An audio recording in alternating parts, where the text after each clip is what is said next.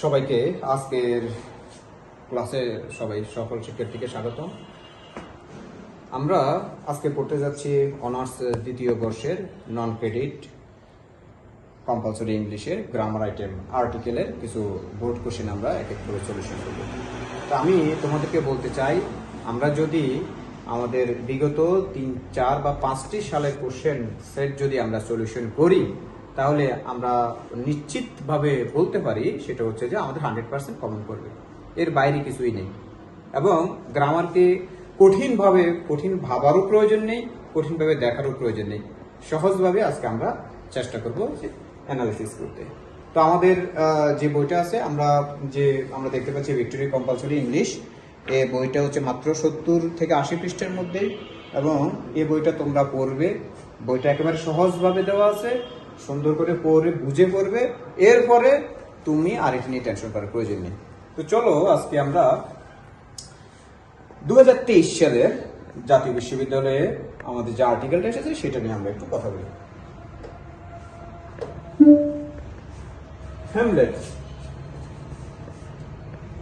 হ্যামলেটকে তো আমরা সবাই জানি যে হ্যামলেট ছিল একদা happiest young man in Denmark.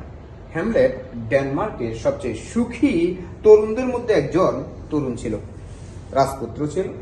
তো এখন আমরা সবাই ছোটবেলা থেকে জানি, বা না জানলেও আজকে বলি, সেটা হচ্ছে যে কোনো যে অ্যাডজেক্টিভের সুপারলেটিভ ডিগ্রি যদি থাকে, তো সুপারলেটিভ ডিগ্রি সেটার আগে দিয়ে বসে। এটা আমরা সবাই হয়তো আমরা এটা জানি।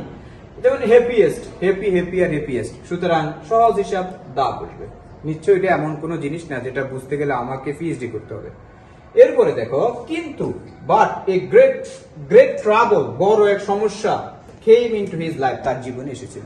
দেখো, এই যে ট্রাবল, আমরা লক্ষ্য করব যে কোনো নাউন সেটা যদি কাউন্ট করা যায় কিনা, গণা যায় কিনা। আমাদের জীবনে হাজারো সমস্যা আছে, যেমন আমার জীবনে 5টি সমস্যা, তোমার জীবনে 6টি সমস্যা। এখানে ট্রাবলের সাথে যদি এস থাকতো তাহলে বুঝতাম সেটা প্লুরাল, কিন্তু এখানে ট্রাবল সিঙ্গুলার এবং একটি, সুতরাং খুব সহজ। যে জিনিস কাউন্ট করা যায় সেটা যদি একটি হয়, তবে তার আগে এ অথবা এ। তো আমরা সুন্দর করে এই বসাই দিলাম, নিশ্চয়ই এত কঠিন কিছু না।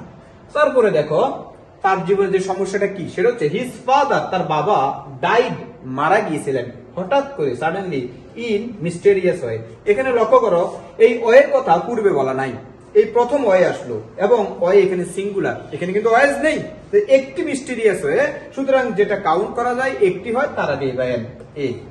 তো আমরা দেখতে পাচ্ছি কত সহজ। এরপর আমরা বাকিটুক দেখি।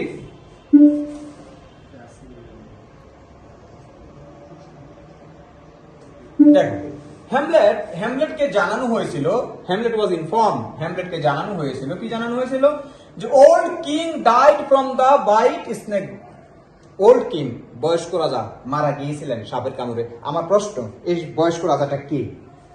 অন্য কেউ বয়স্ক রাজা না, সে তার বাবার কথাই বলেছিল। তাহলে এর আগে তো আমরা দেখলাম যে তার বাবা, his father died in mysterious way, সুতরাং এই ওল্ড কিং আর কেউ না, তার বাবাকে নির্দেশ করতেছে। তাহলে প্রথমবার ছিল হিজ ফাদার, তার বাবাকে আমরা আরেকটি পরিচয় দিয়ে, পদবি দিয়ে বললাম ওল্ড কিং। সুতরাং ওই একই ব্যক্তিকে যখন আমরা দ্বিতীয়বার নির্দেশ করব, তবে তার আগে দা বসবে। এখানে সে কিং একজন হোক, দুইজন হোক, কোনো সমস্যা নেই।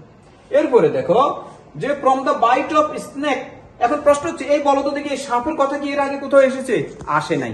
এখন আসে, যেহেতু আসে নাই, অপরিচিত, অনির্দিষ্ট। আমরা দেখবো স্নেক কয়টা। আমরা দেখতে পাচ্ছি ছবিতেও স্নেক একটা, লেখাতেও স্নেক একটা। স্নেক যদি প্লুরাল হতো এস হতো, যেহেতু একটি, সুতরাং এ। খুব সহজ হিসাব। While he was A slip in orchard, যখন তিনি বাগানে ঘুমন্ত ছিলেন। যাই হোক, এই যে আমরা দেখলাম যে কত সহজ 2023 সালে এসেছে। শুধু একটাই কথা, যদি সংখ্যায় একটি হয় তার আগে এ বসবে বা এন বসবে।